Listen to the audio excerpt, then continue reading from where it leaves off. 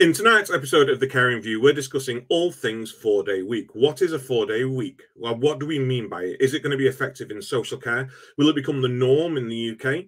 How cost effective is it going to be? And will it affect care relationships? These are all the conversations that we're going to be having tonight. So don't forget to get into those comments. Let us know your thoughts. Let us know your questions. But sit back, relax, and enjoy this episode of The Caring View.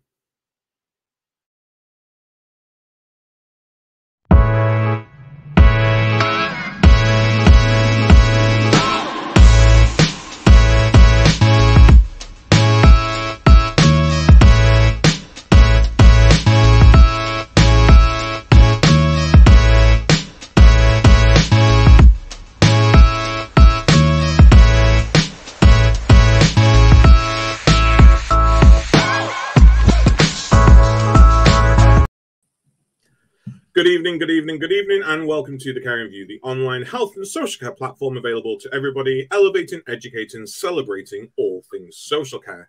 Before we get started, don't forget to hit that subscribe button, hit that bell. If you're watching us on YouTube, you'll never miss an episode that we've got coming. We've actually got an exclusive video coming to you on the 29th, I think it is, of this month. An exclusive interview with CQC, which our very special Mark Tops did, and it is fantastic. I'm going to let you know this now. Don't forget to go over to our Spotify, our podcasting. Visit www.thecaringview.co.uk for all of our informations. Follow us on all of our socials, including X. Yes, we still are on X. But yes, tonight's episode, all about the 4-day week. So obviously I want to introduce my fabulous co-host, Mark Tops. Good evening, Mark. Good evening. You okay? I'm good. How are you? Yes, not too bad. Very cold here in good old Essex, but yeah. So I'm lucky up in Lancashire. I think we're about 20 today, so it's nice and warm, hence the summery top. And our fabulous and all-knowledgeable guest tonight, Dale Whelan. How are you, Dale? Hey, Adam. Hey, Mark. How are you? Thank you both for having me. It's actually a beautiful evening in Dublin, so I'm just across the pond from you. And I think it's the first day we haven't had rain all this month in July. So, yeah, it's nice. We're in August now. God, that's how days are rolling into each other. Honestly, at the end of July, I was literally waiting for a sign from God to start building an ark. I thought it's going to have to come this, because the rain had just been incredible. And, you know, let alone 4 days of rain, it was just non-stop, absolutely non-stop. So, Dale, for those who are watching, those who have joined us this evening, do you want to give us a bit of a background about who you are, where you're from, and your connection to 4-day weeks?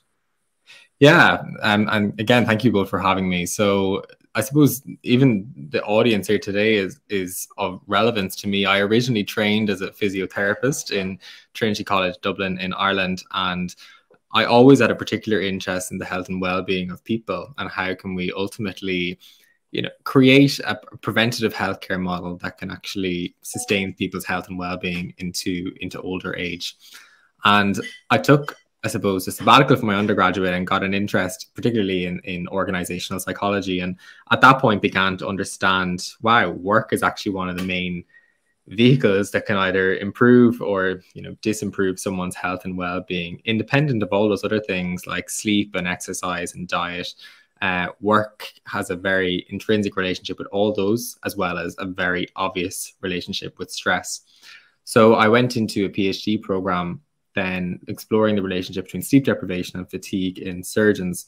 And it also, in the middle of my research, the COVID pandemic hit. So it really, I suppose, accelerated the conversation around burnout and fatigue. You probably don't remember this because we all have collective trauma from that time and forget a lot. But before the COVID pandemic, burnout and fatigue was not something that was, you know, spoke about by anyone, not even HR within many companies. So in many ways, it was being in the right place at the right time in a very unfortunate position. But my research became quite important, and particularly sleep deprivation and the impact on performance in a very, you know, critical sector that is surgery.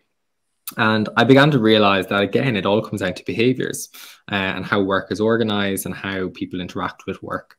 So from that, I went and actually worked in the private sector, working for Deloitte Human Capital Consulting for a while, and applied some of those behavioral science principles to public and private sector enterprises. and then honed that craft even further and joined 4-Day Week Global as the CEO, where we are now, I suppose, embarking on a mission to create 1 million new years of free time, which we are quite close to achieving by the end of this year. So a 4-day week, what do we mean by a 4-day week? For anybody, I think a lot of people have heard about it. I don't think many people, mainly in social care, will actually have seen it in practice, though, because I don't think it's something that's really hit the sector here too much. What do we mean by a 4-day week? Yeah, it's a great question. So the 4-day week is the catchphrase, I suppose. It's the one that gets people hooked. But what we operate on is our trademark principle of 180-100. So we look for 100% pay for 80% time for 100% output. And that methodology then has been trialed by over 300 companies that we've worked with across the globe. So how companies have actually done a 4-day week has been quite heterogeneous. So you've had what many people think of as a 4-day week being Monday to Thursday and Friday off, the long weekend. That's what I suppose many of us would like to have. But actually how organizations have applied the 180-100 principle has been, by and large, yes, that Monday to Thursday and Friday off, but also we've seen half the staff maybe working Monday to Thursday, half staff working Tuesday to Friday. We have seen 5 shorter working days to be equivalent to 80% of the working time. So actually continuing the amount of days you're in, but actually just shortening the work day.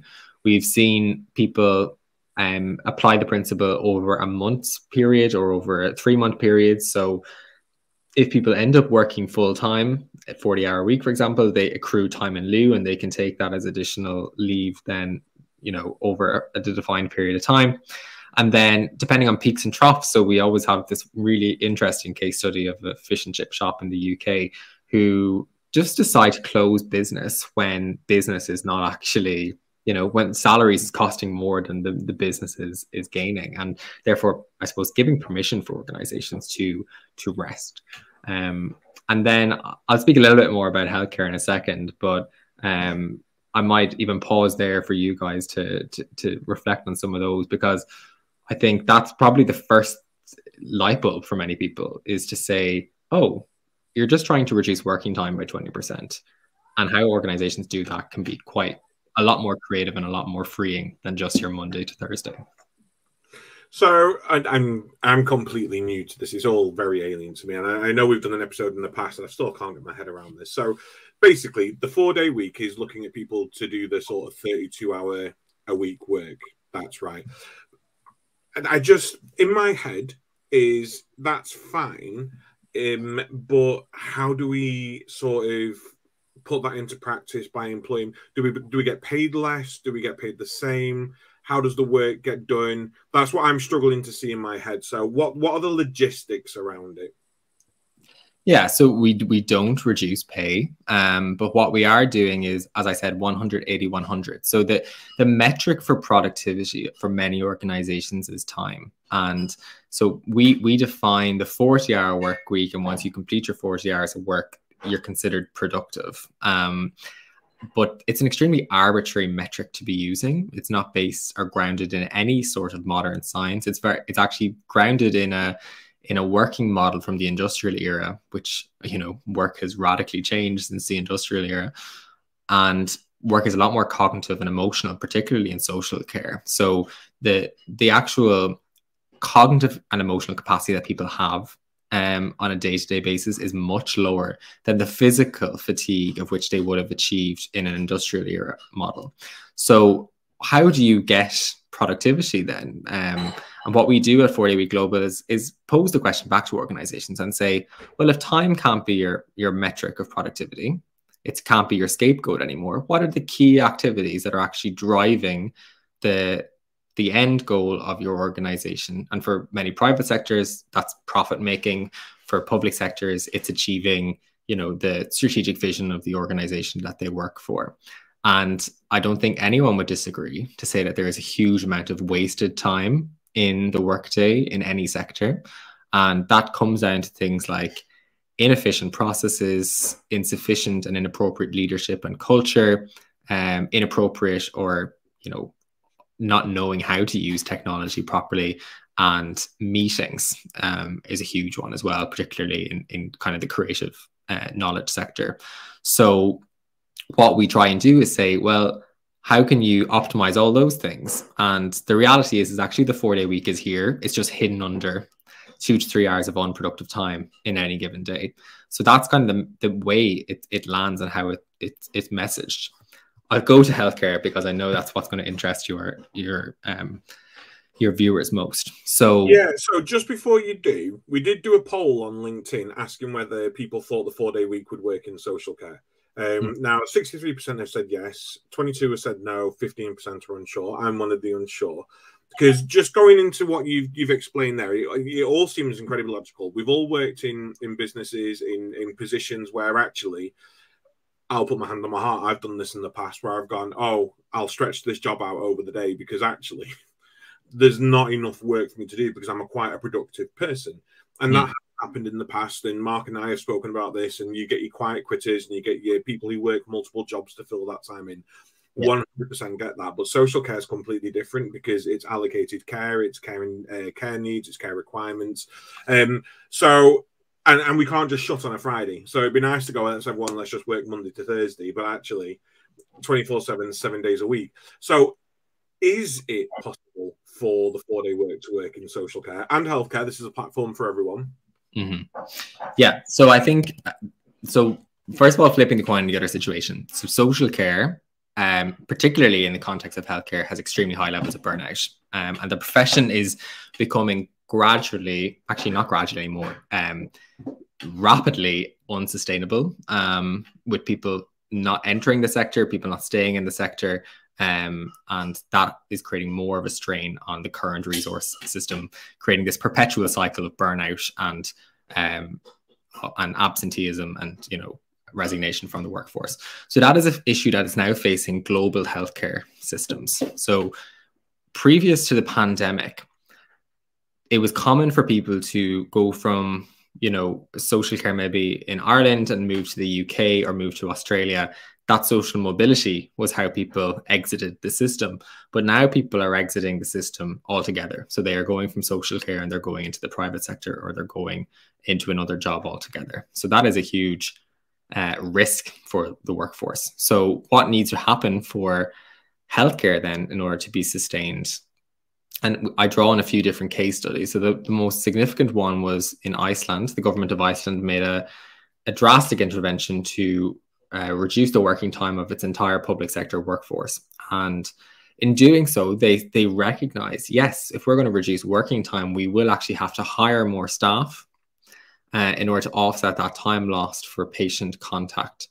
But actually, when they looked at the macroeconomic costs of that, they found that there was a net benefit, because instead of constantly relying on an overworked, burned out workforce, they were able to recruit new people, retain those people, create a minimum viable staffing structure, which many systems aren't operating on at the moment. And therefore, they saw drops in levels of presenteeism and absenteeism in the workforce, which was costing them a disproportionate amount of their budget, particularly when it comes to agency staff use when there is staff on sick leave. So actually reducing the reliance on those external contractors to prop up the system and building a more viable and sustainable work model is how it's operated within that public system in Iceland. We also work with nurses in the US, and so they again work on a rotating model of 24-hour care. And actually, they have been a much easier case study to work with because they are so used to different rotas.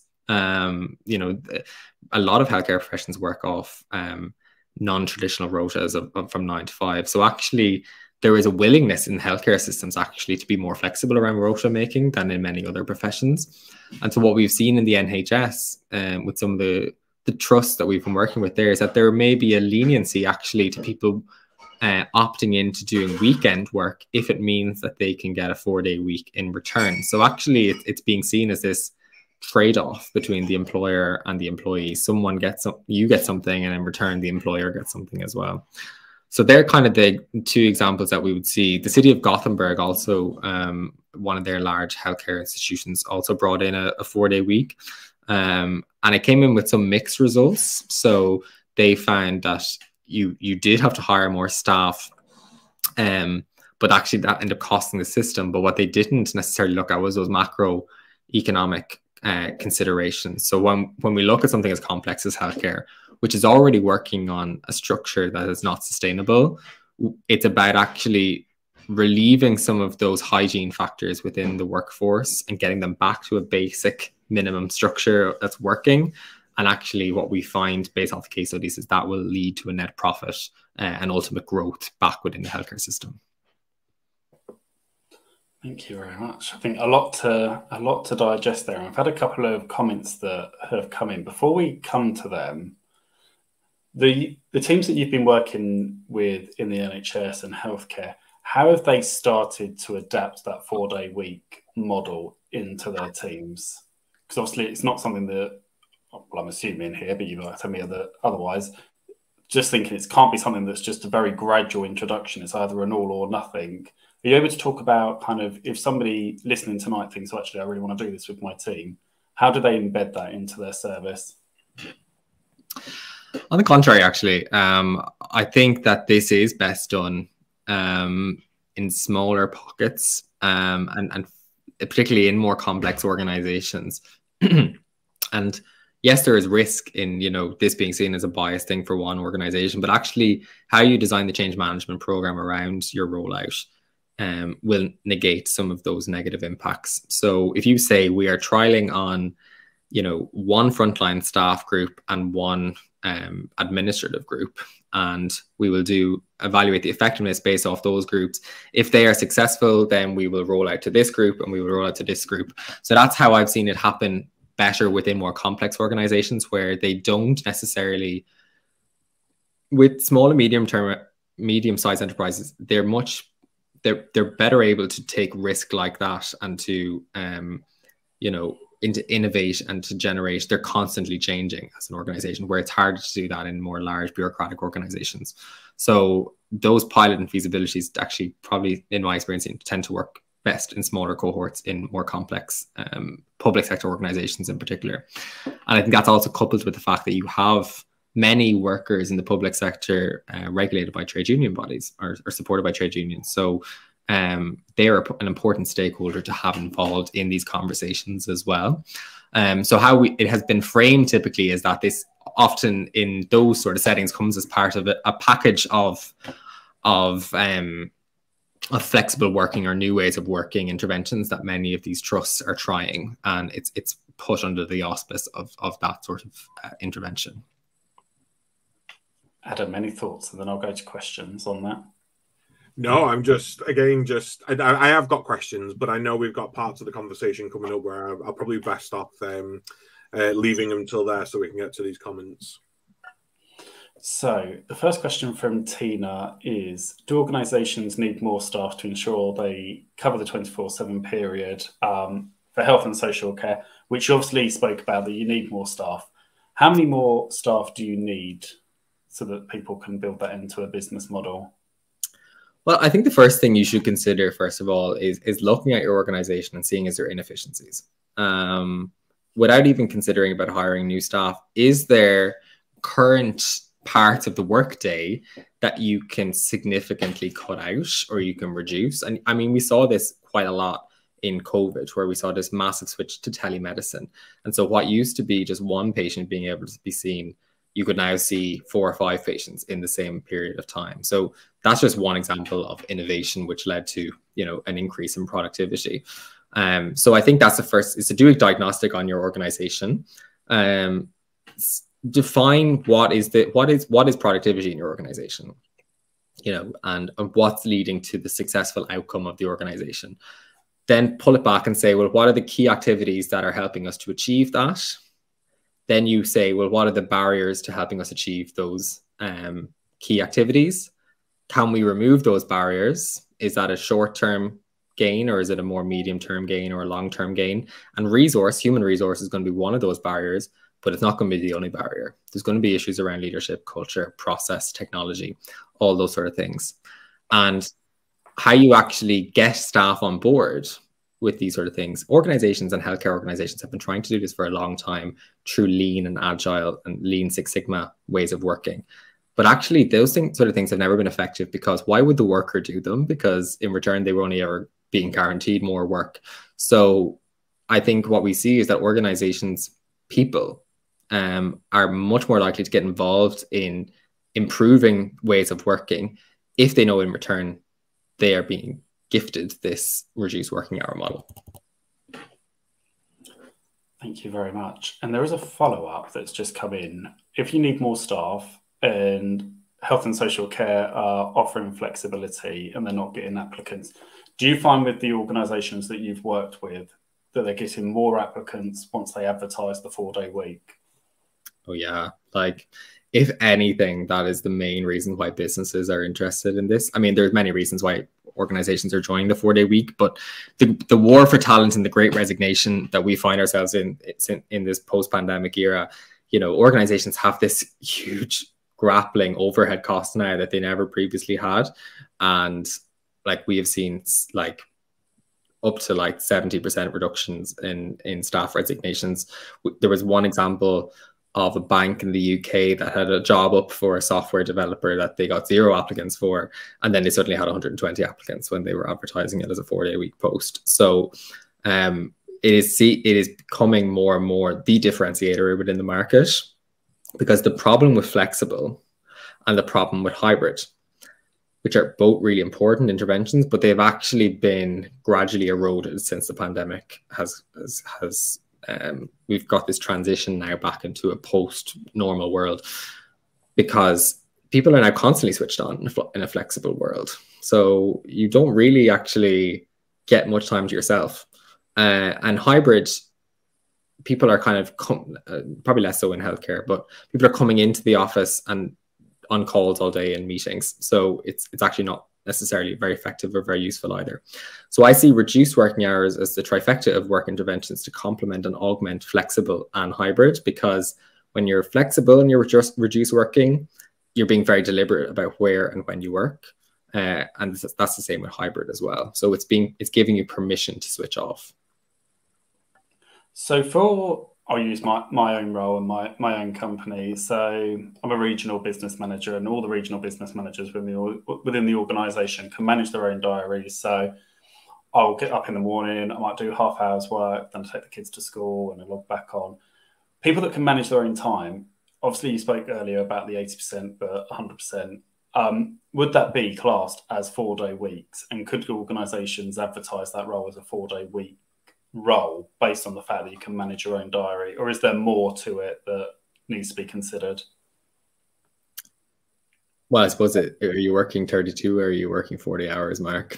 Even when you're regulating your own calendar. I mean, it's autonomy itself is a really important thing to give in work, but there is risk in actually having too much autonomy, because particularly if you are an overworker. So 4-day week is as much a cultural change within the organization to say, we're not rewarding you for working longer hours anymore.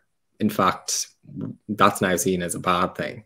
So if you are overworking the regulated hours, we're now seeing that as a red flag.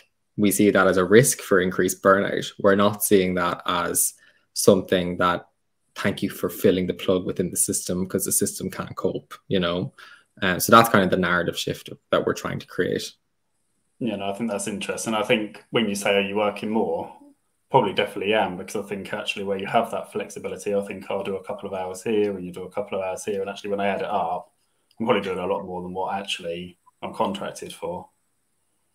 Yeah, and look, I mean, my 4-day week varies every week because I work globally. So like this morning, I took the entire morning off because I knew I had this session on this evening. But normally I would work, 6:30 in the morning till maybe like 1:30 in the day. That's kind of my preferred working model. But I think it's about being deliberate in then switching off, which actually it's about the organization giving you permission to switch off, but it's equally on yourself to learn detachment from work. And I think that's an important journey that organizations need to go on when they're on a 4-day week, is actually to say, just because we gave you permission that's not sufficient.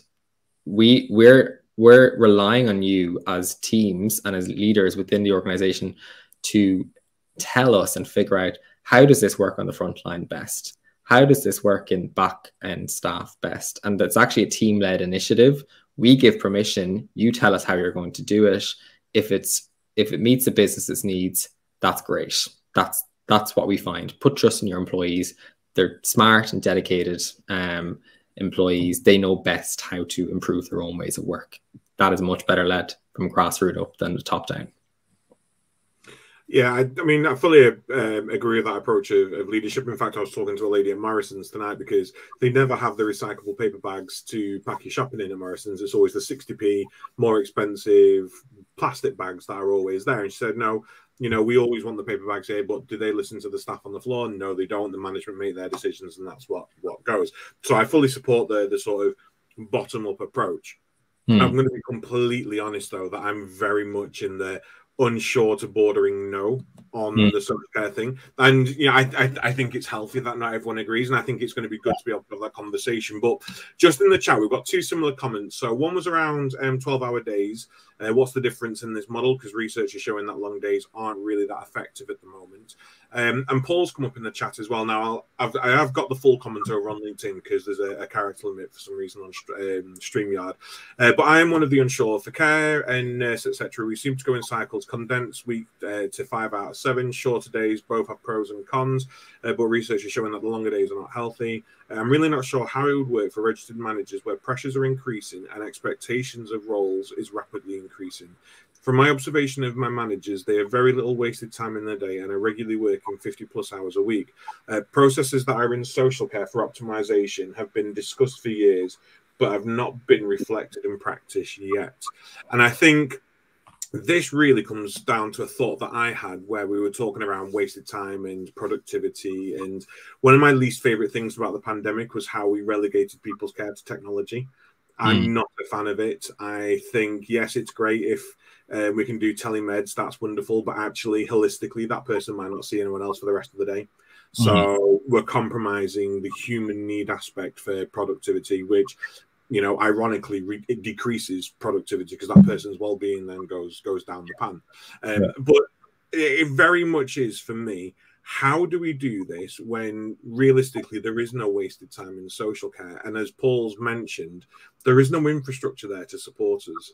So it might be that actually we're in social care, let's say 80% of the sector is really keen on this and we want to do this.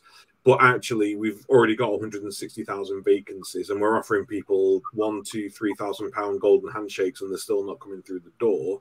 And the government's not really doing anything to support us. How can we implement this in a sector that isn't supported itself?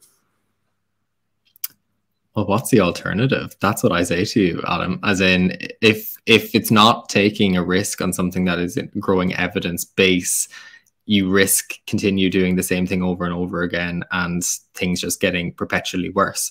The comment that was made there by the second person around, we've been talking about improving efficiencies for the last few years and none of them have been implemented. You have to ask the question, well, why haven't they been implemented? And it's probably due to several reasons. They've been trialed and they've failed because people aren't buying into them. Staff are overloaded or burned out and they can't see the wood from the trees. They're too downstream without being able to look upstream and figure out what's causing the bodies to float downstream in the first place. And so that's why when organizations embark on a 4-day week journey, what they're actually doing more than anything is taking a step back and viewing the organization from a strategic point of view and saying, well, what is working for us and what is really not working for us?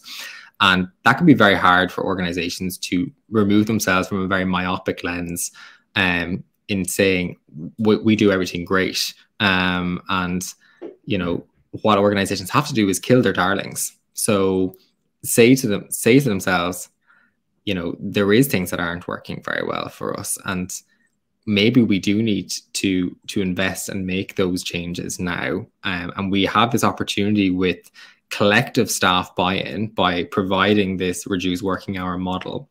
We haven't had that psychological contract with the worker ever before because we've simply demanded more and more of them and gave them nothing in return.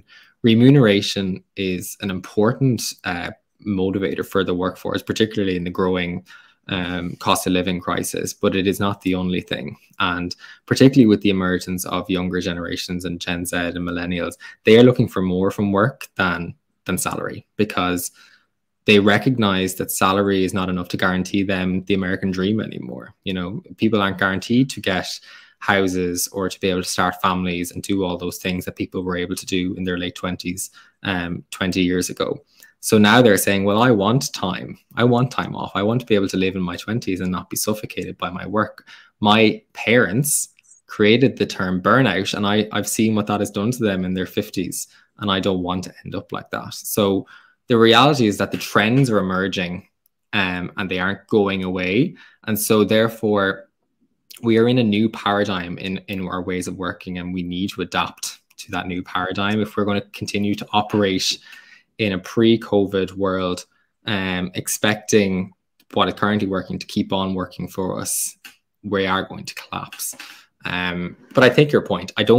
I'm not in any way suggesting that this is easy. And healthcare is the most extreme example, actually, out of any sector to do this in. But my God, it is the most desperately needed sector to do it in, because if we don't reduce staff burnout in healthcare settings, we are impacting on patient care. We are impacting on morbidity and mortality rates. We're increasing, the precariousness of sustainability of society by not having a functioning healthcare system, and particularly with aging populations, the likes of social care and the therapies. If there's not enough people to actually look after older people, or particularly, in disadvantaged areas and stuff like that, those greater societal issues just get worse and worse. So my PhD focused a lot on, doing more is not better. And we need to train our healthcare workforce to be more like elite athletes, because we are operating at a level of high risk in many of these settings. We, particularly surgeons, and I use the example, it's life or death on the table. And you have surgeons going into theaters having not slept for 24 hours. Like, how have we normalized that? How have we normalized staff going home crying from work? Like, these are not things that would ever stand in other sectors, but we've just completely culturally accepted this is the norm in healthcare. The literature has been speaking around it in nursing since about the 1980s. So this is a paradigm shift. And if for anything, it is about protecting the basic functioning of society, but more importantly, I suppose, protecting workers in healthcare who were at the front line of this entire pandemic endeavor and deserve some level of reward or recognition in return for that. Mark, I'm going to hand over to you in a second, and I promise I'm not going to get too political, and I'm not going to mention the fact that the healthcare system gets to strike and the junior doctors get to walk out and they get to demand the changes and they get to demand their increased pay, and actually social care has got no opportunity to do that. So I don't want to get too political and bring that up.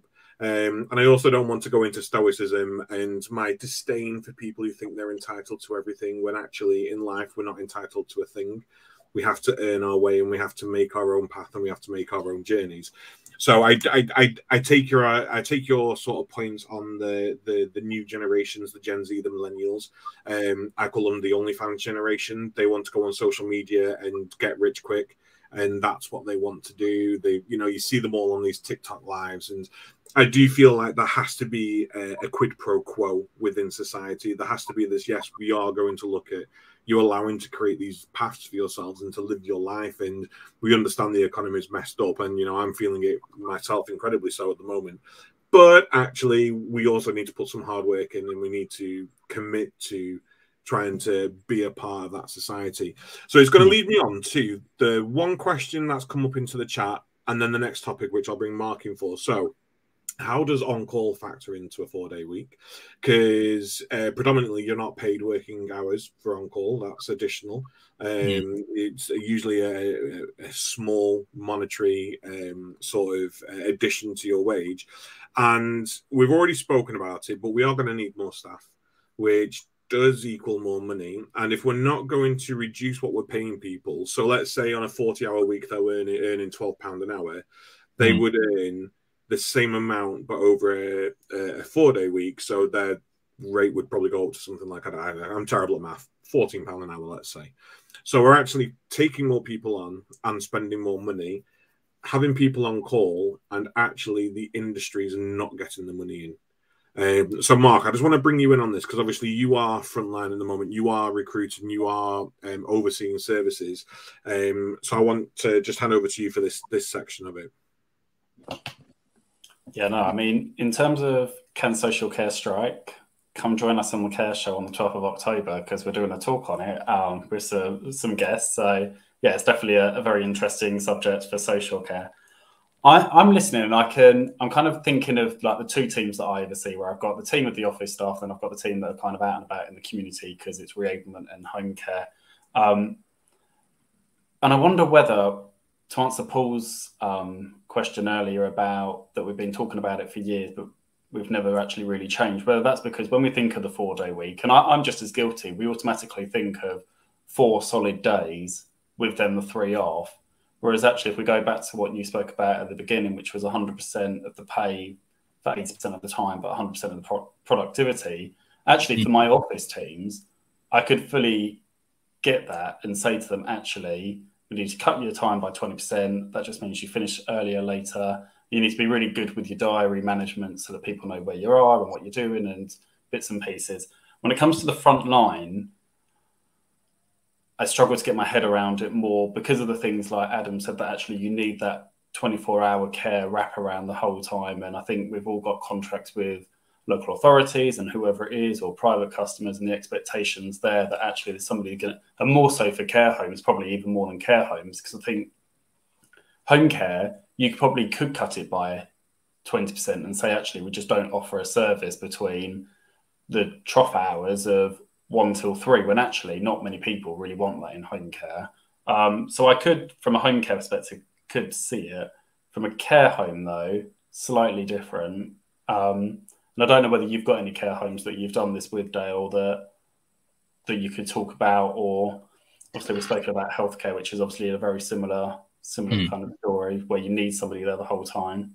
I think what we see with some of the care home, I'm thinking about examples with nursing assistants in a healthcare setting in the US. The main benefit was what they found. So for those sectors maybe where there isn't necessarily productivity in its there's no quality deliverables being provided, or there's not amount of many patients to be seen, all those sort of things.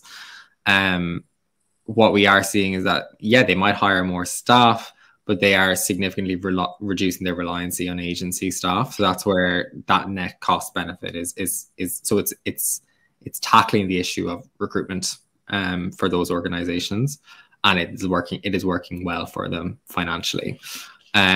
I'm thinking then though more about my own personal experience, having worked as a physio in acute hospitals. You get a list of patients that you have to see, and there is so much opportunity. If I felt, okay, Dale, you have to see these patients in 4 days instead of 5, and you need to be more creative about how you're going to reorganize your day in order to achieve that goal. There would have been so many ways for me to do that. And even as simple as, looking at the patient case list in the morning and saying, who's a morning person, who's an evening person, and actually modeling my work around that is a really simple way for me to cut out hours of ineffective time in the work week. Other things like writing notes, e-systems for digital writing, they have been a help and a hindrance for many healthcare systems.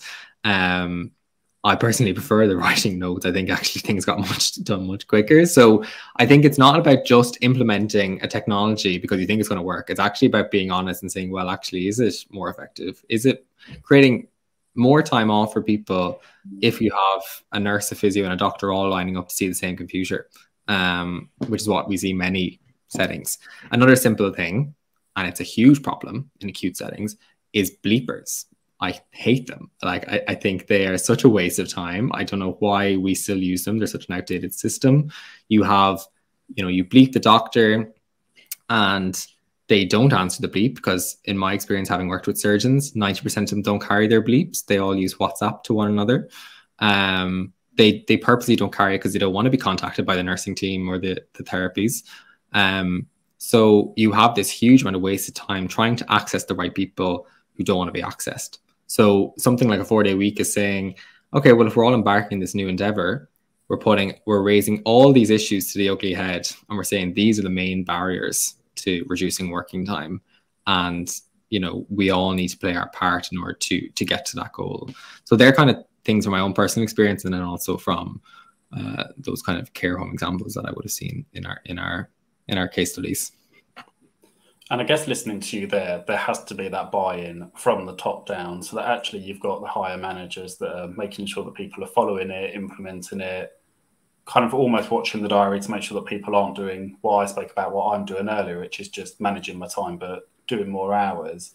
And I think Paul in the comments has brought in a good point around, you know, the expectations from the regulator. So here in England, obviously the CQC, and also government and local authorities, because I think that's also the big thing, is that actually because it's something so new, or it's not new, but it would be for social care, is actually everybody that we're kind of intertwined with, so the local authorities, the regulators, actually it's a very different way of working, and whether they would get that and whether that would then be a detriment in terms of when they come to do their inspection and the report and bits and pieces, especially if you've got a manager that's not there or not contactable 100% of the time. And I mean, I just put my registered manager hat on when I was doing there before COVID. I remember I was in Paris with my kids in Disneyland, and the CQC inspector turned up and expected me to get back on the train to St Pancras and then travel back to the care home for the inspection, which is what I did. But actually, if I was doing a 4-day week and I was actually like, no, I've done my, you know, by 80% of the time, I'm not. Actually, it probably would have been a detrimental impact to the service, because it probably would have got a requires improvement for not being contactable. I suppose, though, and sorry, Dale, to interrupt, this is where my sort of leadership sort of hat comes in, and I think, and then this is no detriment to Mark. Mark knows how amazing I think he is. I think this comes down, though, to sometimes our idea of what leadership and management is. So I love the Bjertzorg model. I love self-managing teams. I love the idea of teams organizing their own time and their own efficacy. And I've got this huge thing where managers should be able to have time off, go away for 2 weeks, come back and not be firefighting. You know, they should have that succession planning in place so that actually their teams are able to manage without them, and they come back and only deal with that sort of necessity. So maybe as social care, because we can't just sit here and go, we have no money, we have no time. Maybe we do need to look internally and go, well, actually, if the RM is going to be on holiday and CQC show up, what the hell are we going to do? How do we approach this, and how do we fix this? But then on the other side of the coin, I really feel like this is a conversation that we need to approach in an MDT style, and have government down and local authorities down and our ICBs down and go, look, you've got all this money.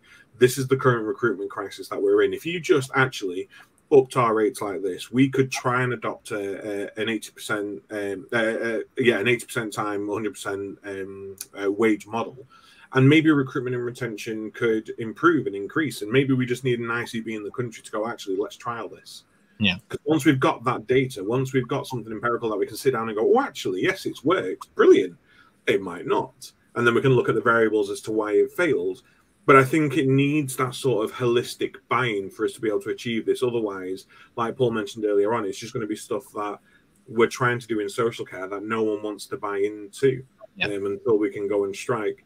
But no, I fully feel that, Mark, not being in an inspector coming. But then again, like I say, I do think there is something internally in social care which we could do to change the way we work. And then the regulator, I know they're going through their changes at the moment, but could do something to change the way they regulate to make it more effective with people.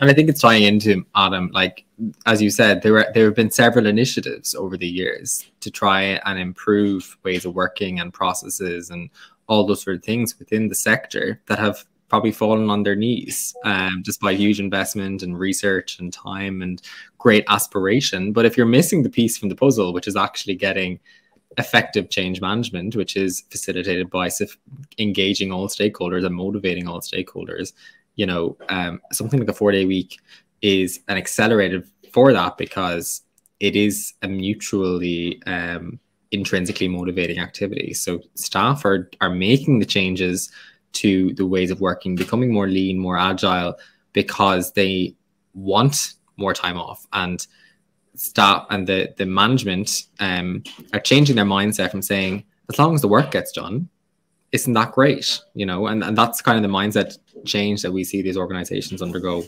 I think when it comes to multi-stakeholder groups like that, where you have regulatory bodies, I think the regulators need to actually have an honest, hard question with themselves and saying, why aren't they calling out the issues of burnout in the workforce and being more deliberate and serious about the implications of that? There is an abundance of research to suggest that it has an impact on patient care.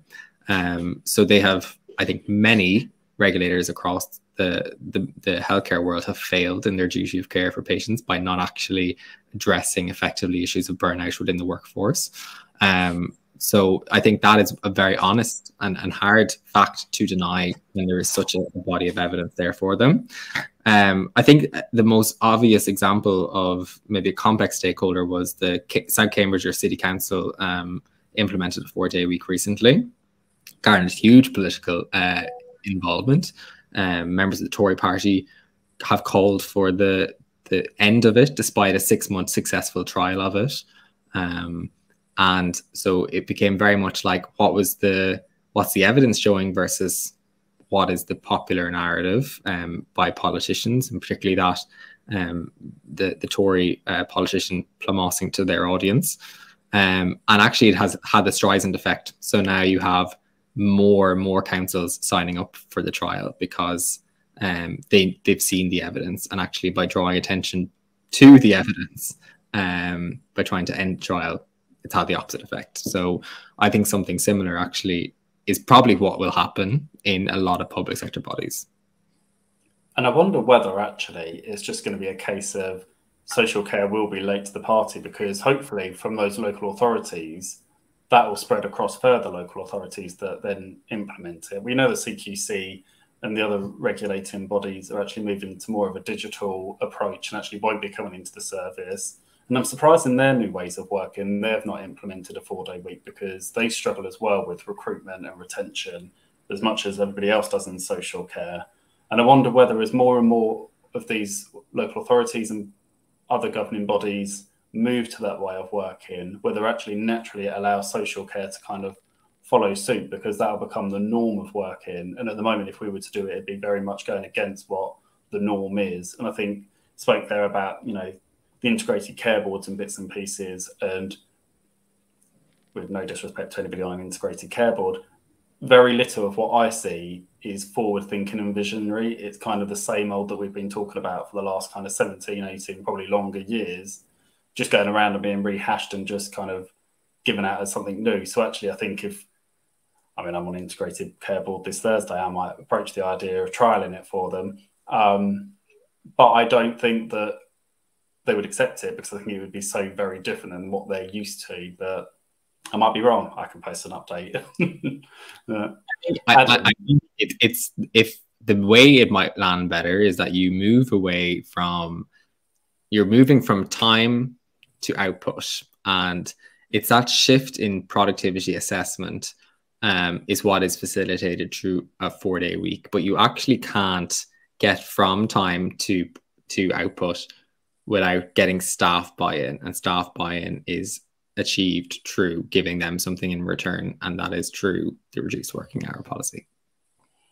But yes, one thing I should have mentioned as well, so organizations also undergo a long process. So some will actually implement this, day one, and because we do pilots, and it's an experiment, so it's actually about figuring out how this works, and you probably won't get it right the first time, and actually be quite surprised if you did get it right the first time. And we offer support essentially as an organization in coaching leaders throughout the transition and throughout the change management journey, both in the pre-trial phase and during the trial. And then our academic expertise is with Boston College and Cambridge University centrally, and then we have local academic partners in national levels. So with all of that support, and then access to networks of companies who are also doing this, you have a very nice cushion of support to be able to be supported as a leader in embarking on this change management journey. And And so some organizations will do it straight away, and some will actually go from 40 to 38, 36 to 34 to 32, and they'll do that across a long period of time. And we don't really care. It's all about reducing working time and seeing what the potential benefits of that are for people, for organizations, and for society as well. I suppose I haven't even touched on the broader implications that we have found is that this disproportionately benefits women in work, which when you look at many of the allied health, it is a predominantly female-based workforce. A lot of them working part-time, a lot of them producing probably similar levels of output to their full-time work colleagues and being paid 20% less for that. And then sustainability-wise, healthcare plays a big role in creating a sustainable world. And what we have found is that when people are less burned out, they are much more likely to engage in more pro-environmental behaviors, sustainable well-being leading to a sustainable environment. I've just been doing some quick number crunching in the background, just thinking about it in my head. So it would be, let me see if I've got my head around this finally. So people would work 80% of the time and get 100% of the pay. Yeah. So that effectively means that per person, there's an extra 20% of a person required to work the work required, if you will. So let's say if it was a nursing home, for example, where you cannot reduce the number of people on the floor, you have to have an X amount of people. You know, you'd be adding 20%. So really rough calculations. We've got 1.6 million people working in social care. So we take 20% of that, and we add the current 160,000 vacancies that we've got in social care, and we add another 20% on top of that, because hopefully that 160,000 vacancies will work a 4-day week. That leaves us with 512,000 people that we would require to enter the social care sector if work could not be reduced to actually make this possible social care wide. So I mean, it's a huge ask. Like, and I'm not downplaying the 4-day week. I think it's incredible. I like the 80% and 30%. My mum works a 4-day week because it allows her to have 1 day with the kids each week, her grandkids, and you know she gets to be able to look after them. Yeah, but she starts work 2 hours earlier and finishes half an hour later. And I was like, Mum, that's not a 4-day week. Yes, you're working 4 days, but you're actually working 5 days work in 4 days. Yeah, that's what a 4-day week is. Yeah, that's a compressed working week. So yeah, I think that's a great point, Adam. So I think first of all, 4-day week will actually help at least address the vacancies issue. And second of all, yes, it might involve recruitment of those additional numbers, but it would be interesting to see statistics on the reliance on agency staff and the cost that is currently having versus the potential hiring of full-time staff in that level of numbers. I'm going to say that it is probably similar. And at the end of the day, you know, even if it wasn't, even if it still did cost more to recruit full-time staff longer term. Again, I think agency staff obviously cost a lot more. Going forward, we need more people in healthcare. And so actually whatever we can do to build that number is probably good instead of a policy that is preventing us from recruiting into the sector. And I wonder, just thinking, the comparison of home care and care homes, because you obviously spoke earlier that you need to move away from time and look at productivity. Home care would be a lot easier to do that, because actually you could look at your shift patterns and say, actually, we're going to carve that 20% of time here from, say, 1:30 to 2:30, 3 o'clock, when actually there's not much going on. Or it might be that you've got an organisation that finishes at 11 o'clock at night and you can just finish at 10 instead. And I guess that's easier because actually it's more about the customer being the product and the productivity of how many they've got to see in that time. Whereas in a care home, it is very much a time model, because you have to have somebody or a certain amount of staff on that floor on a 24/7 period. And I guess that's where the difficulty comes in moving away from the time model when it is built around a time model, if that makes sense. Yeah, but I think what you might find, so as you said, it's easier to do in maybe one sector with those continuity of patient care models. It is the reduced reliance on agency. It is maybe the trade-off for some staff willing to work weekends where they maybe previously wouldn't have been willing to work weekends. it is, yeah, it's those sort of more innovative and creative ways of thinking. But actually hiring more staff then hopefully will help to assist with that reduction in those 24-hour models. But yeah, I suppose, sorry, what's missing from the entire equation actually is the patient.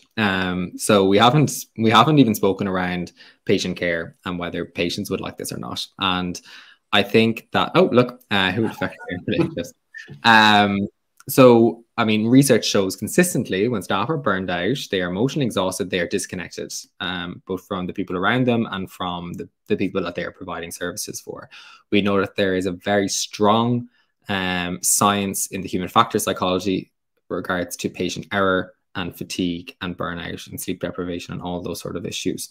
So actually, even if we don't reduce costs from reduction in reliancy of agency staff, another macroeconomic consideration is, can we reduce error rates in patient care? And the cost that is actually has for businesses and for organizations is astronomical. And despite, To Err Is Human being published back in 2000, which talked about, the chiasm of medical error, the case of, Libby Zion and all these, massive landmark cases in the US and in the UK, we have not made a dent on reducing patient error rates. And that is a huge problem. All the interventions aren't working. Secondly, then, are we providing quality care? It has to be an honest question that we have to have with ourselves. And if we aren't feeling good in ourselves, we're not going to be able to provide good care to others. And that is another problem that needs to be solved. So if we know something like reducing working time actually helps with people's well-being, we're ultimately helping our patients in the long run as well. Healthcare has this huge problem of being of savior complexes, and thinking that we must provide care to everyone else but ourselves. But you have to fill your own cup before giving to others. And despite things like lunchtime mental health seminars or yoga classes, or even Schwartz rounds, which are good for breaking down the stigma around mental health, they aren't making a dent in what are deep structurally problematic issues around the way we work and how we work. And 4-day week, if anything, if it doesn't work for you, it will at least raise all these issues to an ugly head and create a psychologically safe environment for you to talk about what is not working for your organization and the impact that it's having on you and the way that you work and how you interact with work. 100%. And at the institute where I currently work at the moment, we call it proper selfishness. So if the gas mask comes down, if your oxygen mask comes down whilst you're on a plane, you put your own on first before you do anyone else's, because if you are dead, you cannot help anyone. And even more to the point, and I tell this story all the time, I was at my dad's deathbed holding his hand as he was dying whilst my own call phone was ringing saying, I can't come in, I'm off sick, and blah, blah, blah, blah. And it's that sort of realization that work can wait, life can't. Yeah. And I don't want to be sounding like one of those sort of Gen Zs that I want everything now, but it's the realization that we are all just numbers, no matter how much we love our jobs, no matter how much we love the work we do. If we do not go into work one day, things move on, and they will cope and they will sort things out. Life doesn't. If you miss out on life, you've missed out, and there's no getting that back. So looking after ourselves is 100% important. There's a comment come through from Dudley, and I think we have addressed this already, especially when I spoke about my mum working 5 days over 4 days. That's not actually a 4-day week. I don't know how we can get that through to our organisation. But again, I think this is one of these things where, as organisations, we need to have these conversations as a whole, because if people are feeling like they're burning out doing the 4 days, they're cramming 5 days of work into 4 days, and actually we need to change the structure of the work that we're doing. Or, like you say, it's savior complex, and people want to do as much as they can do and feel like they can do more. Yeah, same amount. Yeah, I mean, we can be their own, the victims of our own, mindsets, particularly in healthcare. So I think with that question around intensification of work, all of our research has found that intensity of work doesn't increase statistically through the implementation of a reduced working hour policy, because people aren't trying to cram 5 days of work into 4 days. They are identifying the ineffective processes and they're just cutting them out. So they're investing heavily in strategic ways of working. Yes, it can mean that actually you're having to prioritize thinking a little bit more strategically, and that might create a different type of work for you, but actually it pays off in dividends then, you know, down the line for you. The second point you said then, if anything with the 4-day week, what we find is what people are doing on their 5th day off, and what they are, you know, it's not selfish to not be available when you aren't working, and that is a deeply ingrained psychology within many work sectors, that you can't contact me past these hours. In healthcare, it's not like that. I don't know, like, as in, I think it's because of the on-call nature of work. It's this duty of care to the patients. It's a vocation. But people do need to be able to know how to put up their own boundaries. And I think there's a huge part of the 4-day week in the healthcare sector is around boundary setting and having that conversation around the permission from the organization and also the permission from self to switch off and to detach from work. So I think that would be unique to healthcare because of the personality types that go into the sector. But I speak now from experience, having been a physio on the front line, to having done a research on fatigue in surgeons, to having gone to big bad corporate, and then, you know, now working in not-for-profit. I've seen the different mindsets, and we have a lot to learn by looking outwards and looking less inwards, and thinking that the way we're doing things must continue the way that they are. No, thank you very much. I think the biggest thing for me tonight is moving away from that shift in my mindset that it is 4 days on and then 3 off, and actually it is around that 80% of your time can just be reduced, and that still works out as that 4-day week. And I think actually, if we can embed that into our managers, I think that is a lot easier to do, and then we can slowly build that into the frontline teams. Anybody, I'll come to you, Adam, in a minute for final thoughts. Anybody thinking, really want to learn more, really want to do more, want to kind of explore this further, how can they get in touch with you with 4-day week global? Yeah, plug yourself away, plug your business. Yeah, so we are a not-for-profit organization. So what we do is we run a series of different kind of offerings for organizations who are interested in a 4-day week. So next month, we'll actually be launching a foundation course for organizations, fully digital kind of online course, to essentially for interested parties who want to know, well, why a 4-day week to how a 4-day week. And so we'll bring them on that journey through case studies and through sessions. Second, then, if you actually want to embark on a journey and implement a 4-day week, we have our group pilot programs, which have been why we have made such noise to date. So the findings of those studies through our partnerships with Cambridge and Boston, we run 6-month pilot programs for companies interested actually in engaging in a 6-month pilot, and we support them in that endeavor. Lastly, then, is for large organizations who want and some more non-traditional sectors who want a more bespoke offering. We've a consulting offering and meet kind of the needs of different organizations as well. So there are kind of 3 offerings. Outside of that, though, if you want to find out more about the organization, our website also has access to all of our research, which we have open access for people to read our findings from Ireland, the UK, the US, and Australasia. We currently have pilots ongoing in South Africa and Brazil, with the view to having a pilot in Asia launched by the end of the year, meaning we'll have pilots running in every continent, bar Antarctica, by the end of the year. But maybe we might find some company down there just to complete them all. And then we're a movement as much as we are an organization. So we're always interested in people who want to be members of our advocates network, who want to sign up for our newsletter to find out about what's happening globally around reduced working time. And we're always interested in building this community and getting different perspectives like tonight from many different stakeholders. And in terms of the webinars and bits and pieces and the pilots, are they free? Is there a chargeable thing to organizations? How does that work? Yeah, so for the offerings, they are all they are paid. So but we will be establishing a scholarship program for organizations who wouldn't necessarily have the funds to be able to apply and complete a group pilot or the foundation courses.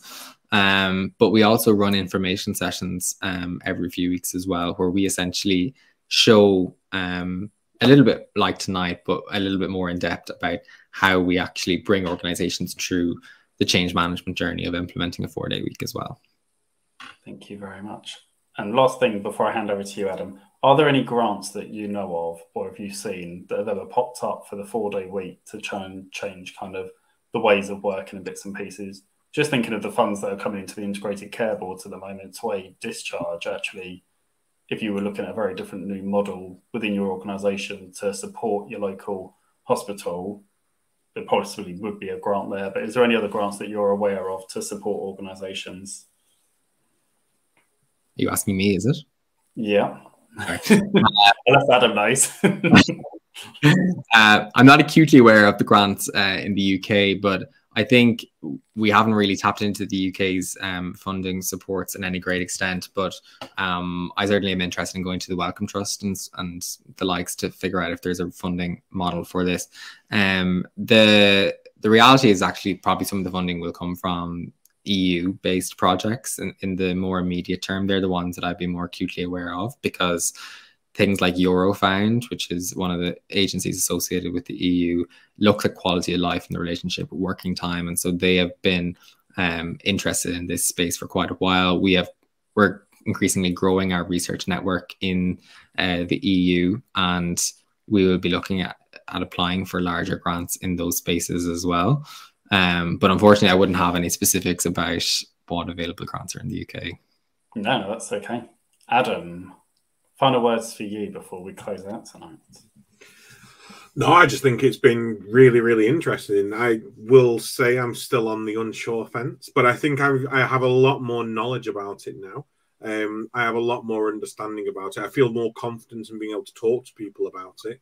And I think definitely in both Mark and mine's position of influence within social care, through the Care in View, through the work we do in our day-to-day lives, through my upcoming job that I'm going to be moving into, I think we do have the ability to bend the ear of people that we're talking to and start saying to them, look, you know, a bit like Yago, just whispering into them, going, why don't we try this?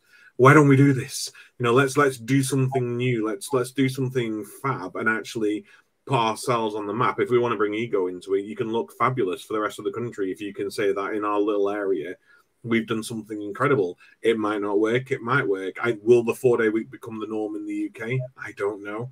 You know, there's a lot of variables in this, and it all does come down to money. But I think the ideals are good. I think the reasons behind it, I think the potential is immeasurable. I don't think we can actually fully tap into or understand the potential of a well-rested, well-looked after workforce until we've got one. You know, but I think it comes not on its own. It's not the sole solution, is it? It's looking at all these new models. And, you know, I've mentioned Björk tonight around self-managing teams, different ways of leadership and management, different ways of looking after and monitoring well-being. You know, there's a lot to take into account with this. And actually, it might be something a bit like a cake. There's all these different ingredients we've got to put together to actually get this well-formed, baked product out of the oven. So, I mean, I'm going to look into it more. I'm going to have a look at your research on 4dayweek.com. I want to know more about this.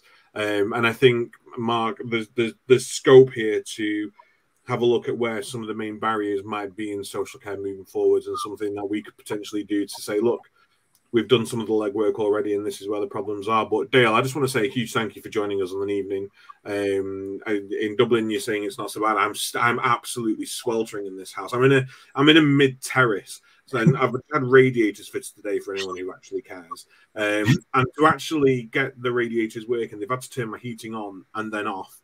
But this house is like triple insulated, and the heat just won't escape. So it's so hot right now, and I'm just looking forward to coming off and going in front of a fan. But Dale, thank you so much for joining us. I hope you've enjoyed being a part of the Care in View tonight.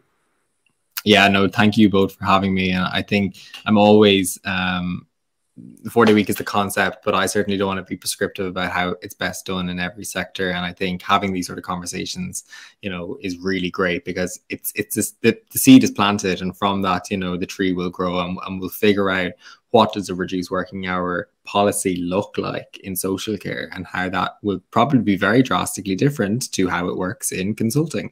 At least I would, you know, envisage that to be so. I think fortune favors the brave. That's what consistently has been shown. The current model isn't working. That is evident. The research has been suggesting that for a long time. The risk of not doing something is much worse than actually doing something. And I'm, you know, more than willing to help build this conversation further with you all over the next few months as well.